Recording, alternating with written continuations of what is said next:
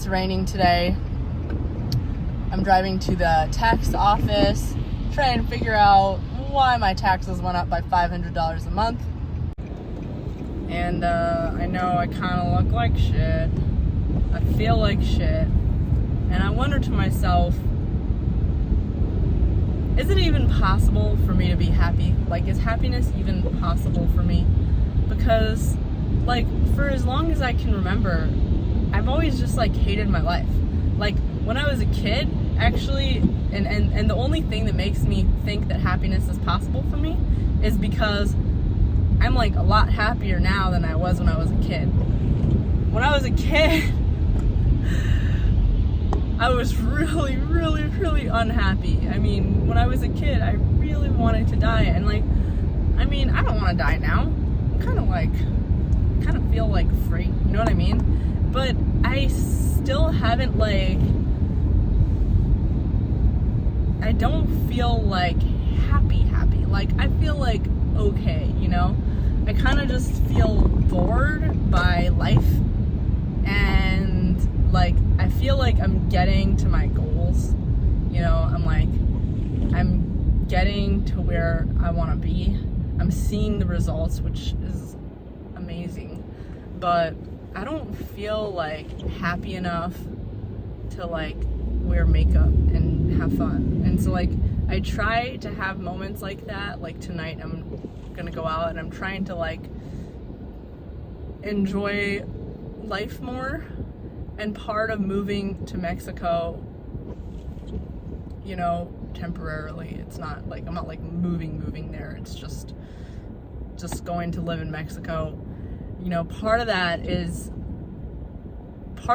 just, like, being in a place where I could do more fun things for cheaper. Like, I could go out more, I could, like, eat, I could survive on a lot cheaper.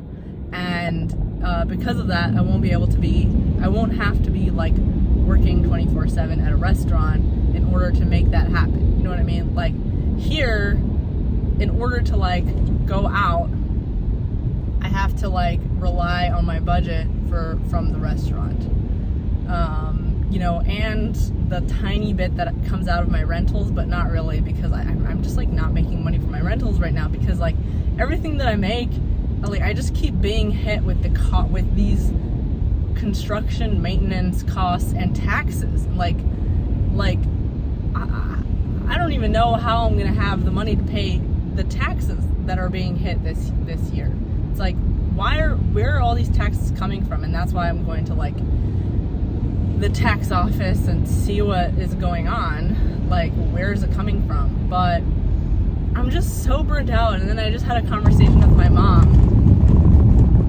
And, like, my mom loves me so much and she cares so much about me. And she's like, hey, how are you doing? And, like, talking to my mom oddly just made me feel more sad, because you know, my mom had such a hard life. She had such a hard life. I mean, I can't even begin to tell you the beginning of it. And she did everything she could for me to make me happy. And I'm not happy. Like, I mean, I would be a lot happier if my mom was happier. You know, if my mom's life was easier, if she was just more relaxed. But she's not relaxed, you know, even after all this time. And, like, you know, she spends so much money and time on making us happy.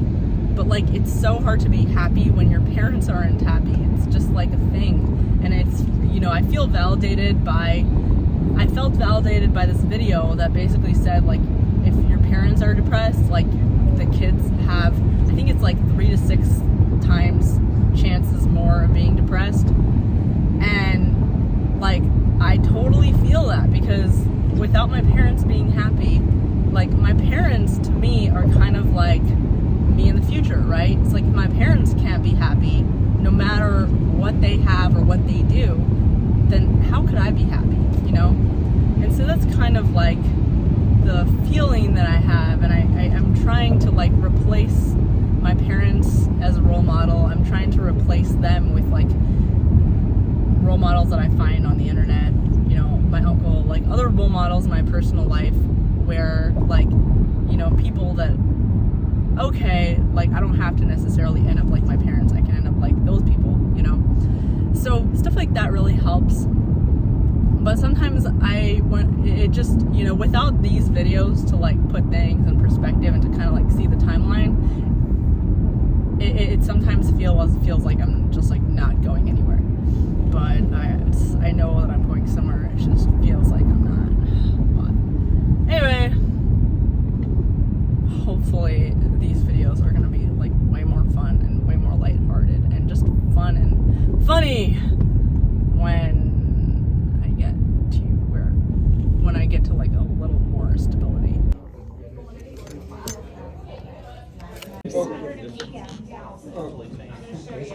Are you paying a mortgage company? Yeah. Okay. Did you see an increase on your payments?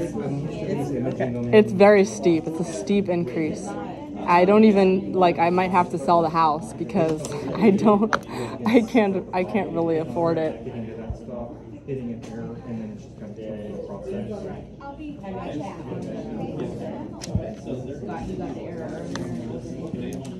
I'm actually doing my daily. So this is your property here. We go based off of the sales and the current neighborhood. When did they start making this law? It's been like that for some time. Ah. They have a website that you can go in, you can put in this account number, which is your account for this parcel, and you can view like your year's taxes. But when you just look at the value, if your mortgage company used 2020's value to kind of project 2021 and said, okay, well, we're just going to add 10%, right? Because it probably is homesteaded. 10% from that is not a whole lot, but because there's no homestead, it is.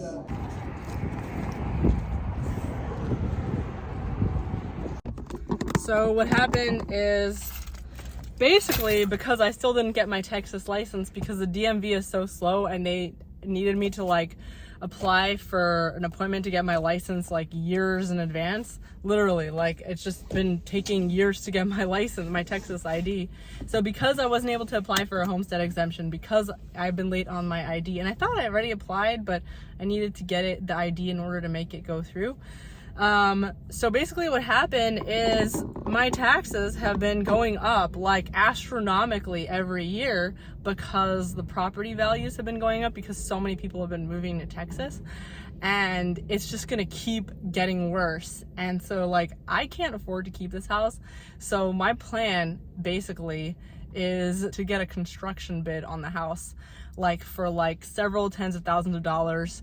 A giant construction bid in the house. I applied for a protest of lowering the appraised value of the house, and I'm basically gonna show up to the court with a giant bid saying the property value is at this and this is why, and show them this like giant construction bid that like some foundational problem or whatever that needs to be fixed on the house, and see if they take it. And the good thing about this is that the appraised value is confidential from other realtors or anything like that, because I was able to show them that I had a stalker. So it will not affect the sales price when I try to sell it. And then also having a homestead on the sales price is gonna help me with part of the cap gains taxes when I resell, because you don't have to pay cap gains on the school district, and like I don't know, some part of the cap gains taxes you don't have to pay when you sell the house if it's under $250,000 profit. And if it's like, anyway, so if it's under 250, and if you got the homestead exemption. So I'm gonna go to the DMV now and get the homestead exemption, and that's gonna be like my next mission. Hopefully this is just like the growing pains of Texas real estate, my education in Texas real estate, and hopefully I won't have to learn all these hard lessons more than once. And I can tell you guys exactly what to do so you don't run into these issues when you buy a house in Texas.